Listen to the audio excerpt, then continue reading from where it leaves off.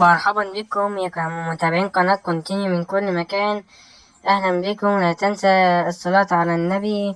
ونبدأ بين حلقات النهاردة أسباب هزيمة نادي الزمالك أمام شباب بلوزداد بنتيجة 1-0 والحل عشان يصعد أو يكون في المركز الأول. أول سبب التشكيلة ليست جيد، مثلا كده شايبين مصطفى السناري والزيزي وحاتم مهاجم كمان، ودي أدى إلى طرف الزمالك.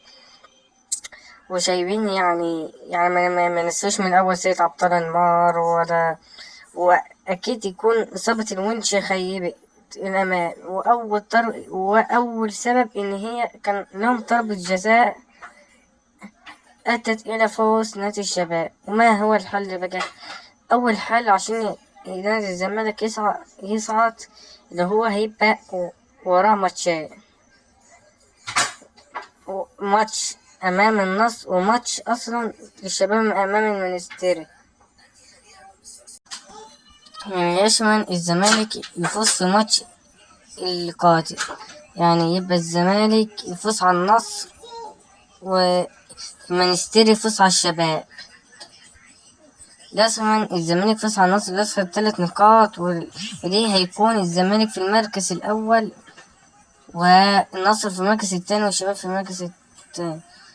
ولازما يعني عشان نعوض هذه النتيجة لازما على نادي الزمالك الفوز أمام النصر بأي طريقة. افرض بقى لو يتعادل احتمال يفوز، بس لو يتعادلوا الفريقين أو المنستيري فاز يعني يجب الفوز. بس ادعوا بس ربنا ان الزمالك يفوز على النصر والمنستيري يفوز على الشباب، او الفريقين دهمت لازما يتعادلوا باي طريقه من اجل ضمان صعود الزمالك او نبقى في المركز الاول واجل. وايضا دي ترتيب المجموعة: المركز الاول الشباب ب4 نقاط، المركز الثاني الزمالك بنقطة، المركز الثالث النصر بنقطة، المركز الرابع المنستير. بس في مباراة النصر مع المنستيري ويجب ان نهزم النصر بكريستيانو اللي هو هيكون نجم المباراة أو هيكون صعب، أو خسارة النصر أو تعادله مع الاتحاد الرياضي المنستيري التونسي. وهتكون الليلة الساعة 10 مساء.